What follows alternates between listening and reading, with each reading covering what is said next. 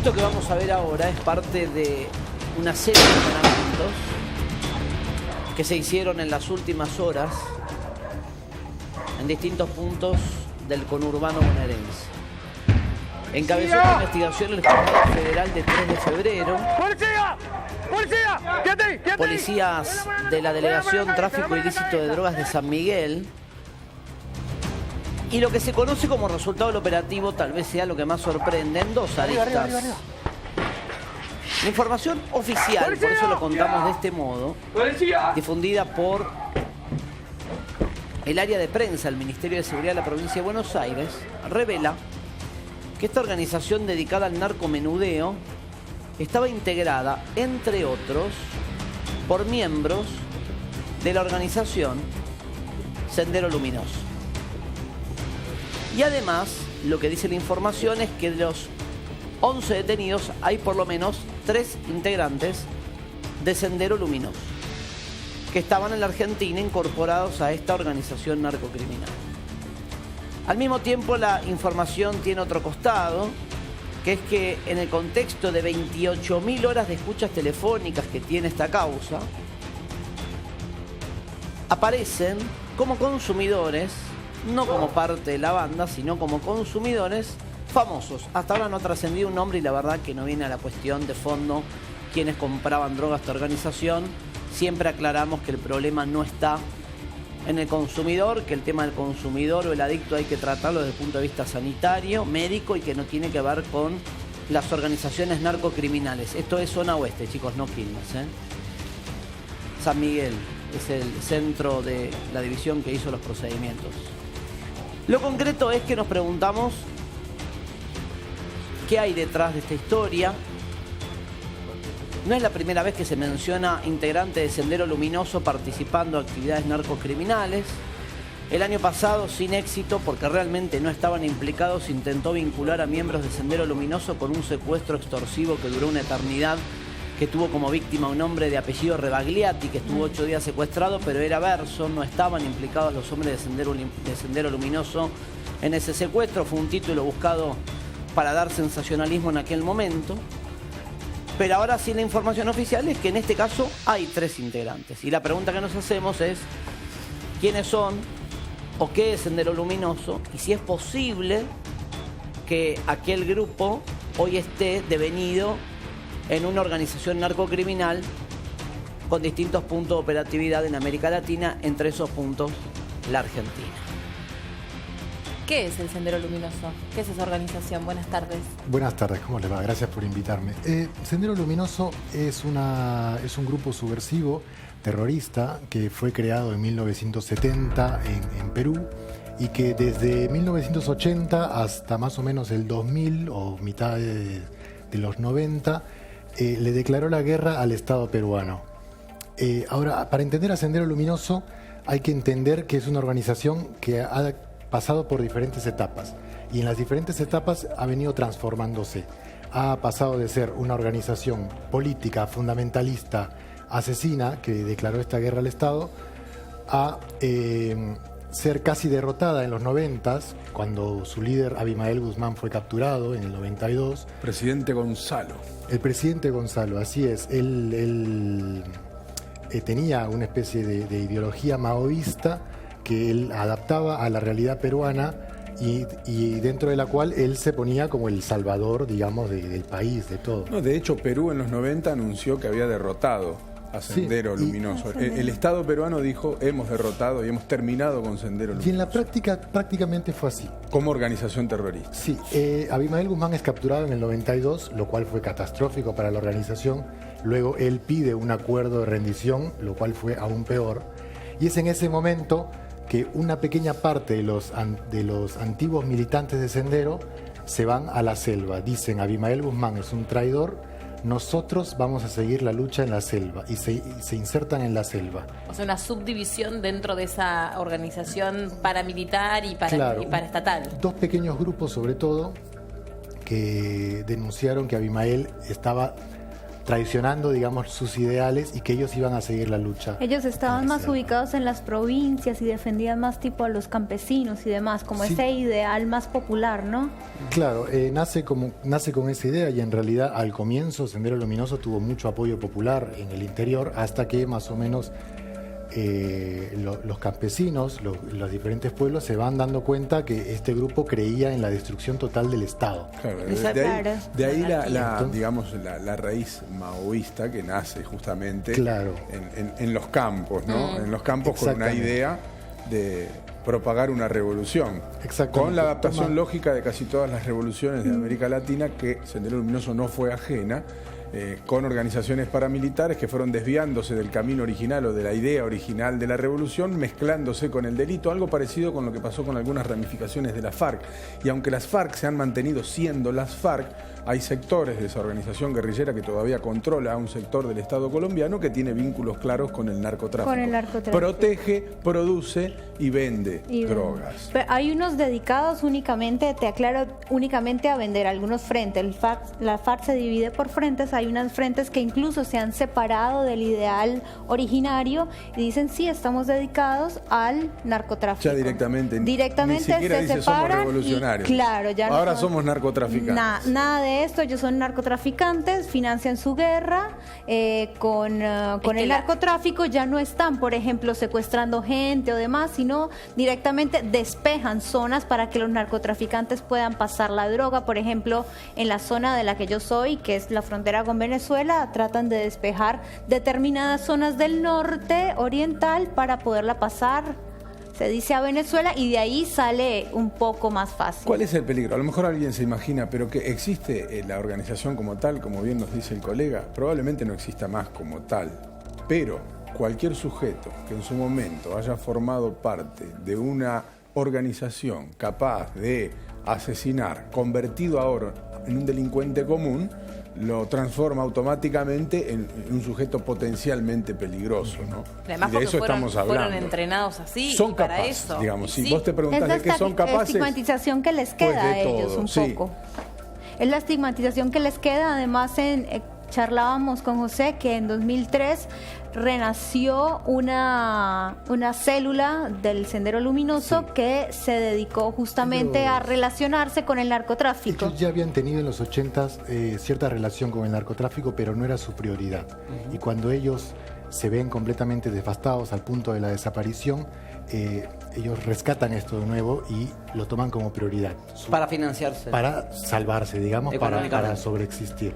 Entonces ellos crean esta alianza. ¿Funcionan con otros grupos paramilitares o con otros grupos de narcotráfico? Con grupos narcotraficantes sí. Pero... Sendero Luminoso, a diferencia quizás de casos de grupos guerrilleros en Colombia, no es un grupo que se dedica a sembrar o a producir cocaína. ¿Qué hacen? Ellos lo que hacen es tener acuerdos con estos grupos narcotraficantes y ellos son como su brazo de fuerza. En lo que se llama en México el gatillero, el que se encarga de la custodia de la seguridad. Ellos se encargan, están principalmente en una zona de Perú que se conoce como el Braem, porque es el valle, el cruce de 3 ríos. Y ellos se encargan de que esta zona sea inaccesible por el Estado. De que si el Estado intenta ingresar, ellos pueden en cualquier momento atacar, pueden poner algún tipo de... ¿Y qué viven? ¿En trincheras? Viven principalmente en la selva, insertados en la selva. En la selva. Sí. Ahora, ¿les suena creíble que haya por lo menos 3 integrantes de Sendero implicados en una organización narcocriminal de, no diría menor cuantía, o de mediana cuantía, vinculada más que nada al tráfico de marihuana? Porque en realidad no fue mucho lo que incautaron, ¿no? Fueron 9 kilos. 9 kilos cocaína y marihuana. Pero sí. digo, puede ser que sean, porque digo, ¿cuánta gente llegó a tener Sendero? Muchísimo. Miles de personas. Miles de personas. Sí, yo creo que es algo que deberíamos tomar con pinzas, hasta tener mayor información y saber cuál es el vínculo de estas personas con Sendero, si es que es un vínculo actual, si es que pertenecen digamos, al ensamble narcoterrorista que tiene Sendero actualmente. Desde 2003, claro. Desde 2003, o si alguna vez tuvo una participación con el sendero anterior y gente mayor. Que está desactivada, pero que viene acá a hacer un negocio y a sobrevivir. No deberíamos descartar ninguna de las dos cosas, digamos. Si fuera un desprendimiento individual, convertido ahora en un delincuente común, como decíamos antes, estamos hablando de gente potencialmente peligrosa. Pero si tiene vínculos con lo que todavía es parte de una organización que se financia con el narcotráfico, tampoco estaríamos delirando, porque la propia canciller Susana Malcorra, en su momento, dijo que Argentina era un país exportador de cocaína aún sin producirla. Por lo tanto, no sería nada raro. Está entre los 25 países que más exporta cocaína. Es uno de los grandes exportadores de cocaína sin producirla. La cocaína que se produce en Argentina es para consumo interno. Se produce en Bolivia, se produce afuera, Perú, hace el camino Colombia, por Argentina para viajar hacia los principales puertos de Europa. Bueno, la cocaína, es un gran negocio, entre comillas, ¿no? La cocaína que se produce en Perú tiene 3 rutas principalmente. La que se produce en este sector, que es el Braem, que concentra el 68% de la producción de cocaína del Perú. Puede ir hacia la costa para intentar alcanzar a los mercados de Asia, puede ir por el río Amazonas hacia Brasil o puede cruzar hacia Bolivia. Y esa cocaína es la que termina llegando a la Argentina. Es la que hace Perú, Bolivia, Buenos Aires. Así es, esa es. Ahora, habría que ver si es que efectivamente Sendero Luminoso, que suele restringir su accionar a esta zona, está empezando, digamos, a exportarse o a continuar la ruta junto a la droga. O son un par de células aisladas de tipos que están dormidos y que vienen acá a sobrevivir y a hacer un negocio temporal. También hay que decir que células de delincuentes peruanos son los que empezaron a cocinar la cocaína en Argentina, fundamentalmente, más que los propios bolivianos que la producen. Ahora también la cocinan acá también los bolivianos, pero los primeros que empezaron a terminar el trabajo en Argentina fueron los peruanos. Gracias a que aquí se consiguen con tanta facilidad los precursores, claro. Mira, el informe oficial habla de 9 kilos de cocaína secuestrados y de marihuana. Por un poco más del video para entender de qué estamos hablando, porque la droga tenía una especie de logo. Esto lo explicaban hoy los investigadores. Siempre lo tiene. Claro, que marca la calidad. Y para distinguir de qué cártel es. Y creo que algo que tenía que ver con una cárcel, con una producción que venía de alguna cárcel, porque era de un gato o gatuno. Un felino. Vos vas a recordar un gran operativo. Es para que no la mexicanen. Su nombre fue Café Blanco. Sí. En ese operativo, un avión, un Boeing 737, no cualquier avión, termina aterrizando de emergencia en un campo de Catamarca, donde no llueve nunca, pero justo esa vez llovió y terminó enterrándose hasta la panza el avión y por eso llegaron las autoridades y secuestraron más de 1000 kilos de cocaína. Cada uno de los panes de esa cocaína colombiana, cuyo destino final era Europa, tenía el logo de una marca de motos. Sí. Porque esa era la garantía de calidad en el puerto de llegada. Exacto. ¿Sí? Claro. Sí, acá pasa lo mismo. Acá la información es que tenían la imagen de un felino para que no quede dudas de quiénes eran los que estaban generando la comercialización de la droga. Esto es marihuana. Después en otra imagen se ve el secuestro de cocaína y la mención, reitero, de 8 detenidos, 3 peruanos vinculados con Sendero Luminoso. Pero está bueno que vos aclares, sobre todo con la información que manejás de Perú, que en 2003 se vincularon con la actividad narcocriminal. Porque si no me quedaba la vieja impronta de los 90. Mira, esta es una panadería que usaban como fachada. En la panadería hacían el fraccionamiento de la droga en el fondo del local. Pero digo, no es descabellado pensar que algunos integrantes del Sendero aprendieron el negocio narcocriminal hace más de 10 o 11 años y pueden estar vinculados. Eso no es descabellado. Te pregunto, ¿no es descabellado? No es descabellado. Ha mutado, digo, lo que fue Sendero en los 90 mutó claramente a otra actividad en 2003. Sí, no es descabellado que ex integrantes del anterior Sendero, de alguna manera hagan otra vida y en este caso vinculado de nuevo al crimen. Incluso, no sé si se acuerdan, hace un par de años hubo un problema con una organización, un movimiento más político de ex miembros de Sendero Luminoso aquí en Buenos Aires, que terminó con la salida del embajador peruano, incluso Nicolás Lynch. Y el año pasado hubo un gran tema de polémica que fue la difusión, repito, de que Sendero Luminoso estaba detrás de un secuestro extorsivo, el más largo que hubo el año pasado, Rebagliati, un empresario, 8 días, y no era ninguno de los integrantes de la banda miembro de Sendero. Aquí sí dicen que 3 son integrantes de Sendero. En contexto, casi todas las organizaciones armadas comenzaron en los 70 en todo el continente. En otros países, por cuestiones lógicas de su propio territorio, perduraron por tener más selva, por tener más recursos, por tener otras posibilidades de supervivencia. Por haber hecho también alianzas con otros países, con la misma policía también, pero con las sobre mismas todo migraciones. Por tener posibilidades de financiarse a partir de estos recursos, ¿no? Pero estamos hablando de sujetos que han abandonado probablemente hace mucho tiempo, como bien decías vos, la política, han dejado la revolución de lado, pero tienen el oficio, ¿sí? Tienen el oficio. Son personas que estuvieron 10, 12, 15 años armados combatiendo contra el sistema. Es decir, en esta semana, lo que pueden hacer lo saben hacer. Claro, en esta semana incluso también detuvieron una colombiana llamada La Diabla, que estaba relacionada con el clan Usuaga, que era ahora una red criminal que salió de los paramilitares. Entonces, lo que tú dices, no es descabellado que un grupo guerrillero o un grupo paramilitar esté relacionado con este tipo de personas que vienen ya tal vez a trabajar desde otra manera, o que son enviados por el mismo grupo para ver cómo pueden hacer toda esta distribución. Lo que hay que destacar es la preparación, que es lo novedoso para nosotros, la preparación militar del sujeto, ¿no? Un punto importante es que, por ejemplo, en Perú en este momento, Sendero es más considerado un grupo pro-narcotraficante que un grupo guerrillero terrorista, digamos, hoy en día. Claro, entonces no es tan descabellado pensar esta bajada de 3 tipos. Claro, entonces si Sendero es, digamos, el brazo de seguridad de estos grupos narcotraficantes que hacen el 70% de la cocaína en el Perú, entonces la relación se puede relacionar siempre a la cocaína con Sendero.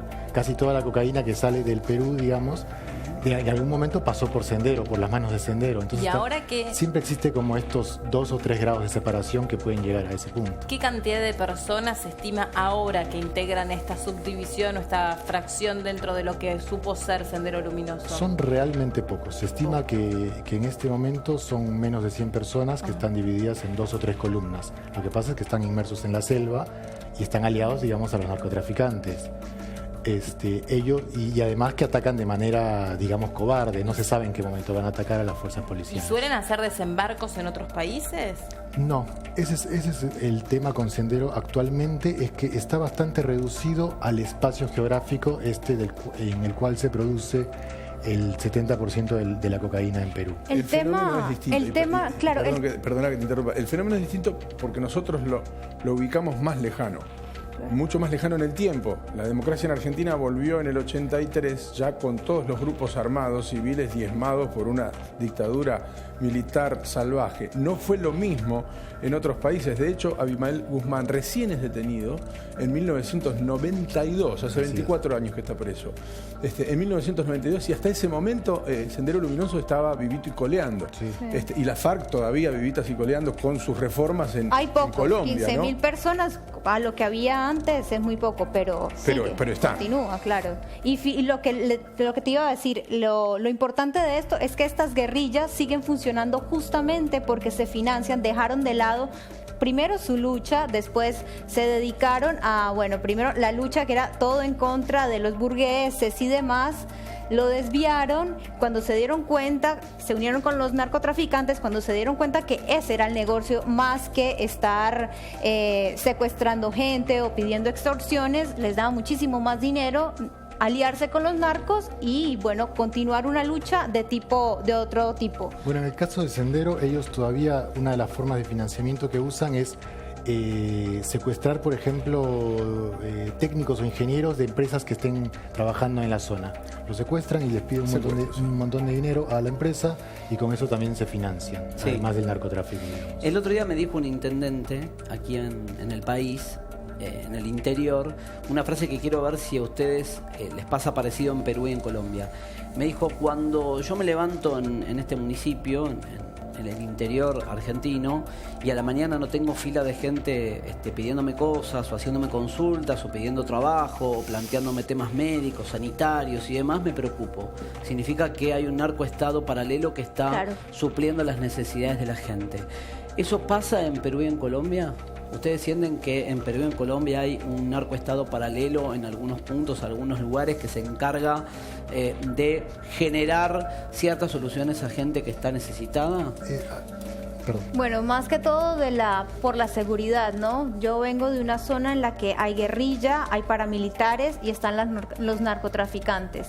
Estos paramilitares se dividen en dos: los que, bueno, hacen todo el trámite de distribución de la droga, pero no quieren que la gente justamente consuma droga. O sea, lo que se quiere en Colombia, o esta rama lo que prefiere, es que la droga se produzca en el país, pero salga, se venda afuera. Y se venda afuera, y el problema en Colombia se diezme lo mayor posible. Por eso toda la rehabilitación y demás de la gente, claro. Me interesan los recursos y no tanto que se consuma. Que se consuma, que se vuelva un problema interno. Que trajo varios problemas, dicho sea de paso. Sí. Yo estuve varias veces en Colombia, me llama la atención la convivencia que hay con situaciones que vienen arrastrándose del pasado. Los paramilitares, los ahora narco guerrilleros y los desplazados. Hay personas que vivían en los campos colombianos que fueron a lo largo de décadas desplazados de sus tierras para producir cocaína, sin que el Estado pueda hacer grandes cosas al respecto. Hasta ahora está todo el problema del glifosato, que no saben si utilizarlo o no utilizarlo para que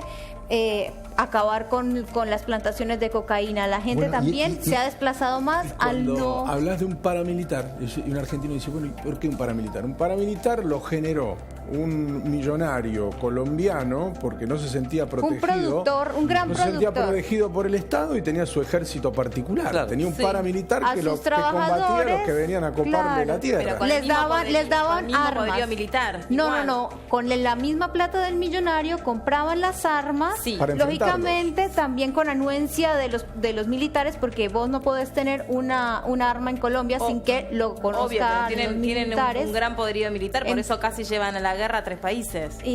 Ahora, hablando de esto del narcoestado, en Perú se considera que no existe un narcoestado, pero que existen narcorregiones.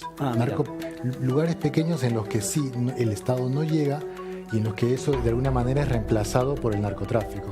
Hay una cuestión social que hay que entender, que hace único al Perú. En Perú la hoja de coca, no está prohibido cultivar hoja de coca, mejor dicho. En Perú la hoja de coca es un elemento cultural milenario que es mucho más viejo que incluso nuestros propios países. Entonces, lo que hace el Estado no es erradica, pero tiene que erradicar teniendo en cuenta que los que están sembrando la hoja de coca no son narcotraficantes, son campesinos cocaleros. Entonces lo que intenta hacer el Estado, en vez de erradicar a la fuerza, es competir con el narcotráfico para darle más beneficios a esos campesinos. Que el campesino sienta que le conviene más dejar de plantar coca y plantar otra cosa. Dejar de venderle al narcotraficante y vendérselo al Estado, digamos. Qué complejo hay como una cuestión de así. Resolver. Sí, muy complejo. Y porque no ganas lo mismo plantando cocaína que plantando papa. Pero hay formas de combatirlo. Por ejemplo, en el caso peruano, en el caso de esta región, una de las cosas que hace el Estado es impedir que entren todos los insumos que se usan para hacer la cocaína. No entran más, no entra nada, ni gasolina. Y lo que esto produce es que los narcotraficantes puedan hacer menos cocaína dentro de ese lugar. Entonces necesitan menos hoja de coca. Entonces baja el precio de la hoja de coca y ya no le conviene tanto al campesino vendérsela al narcotraficante, porque hace que baje el precio, digamos. Bueno, muy interesante, el aporte. Sobre todo de este dato del Sendero Luminoso, que me costaba entender cómo había virado el grupo de los 90 a la actualidad y ver si era posible que desembarquen para meterse en una operación narcocriminal.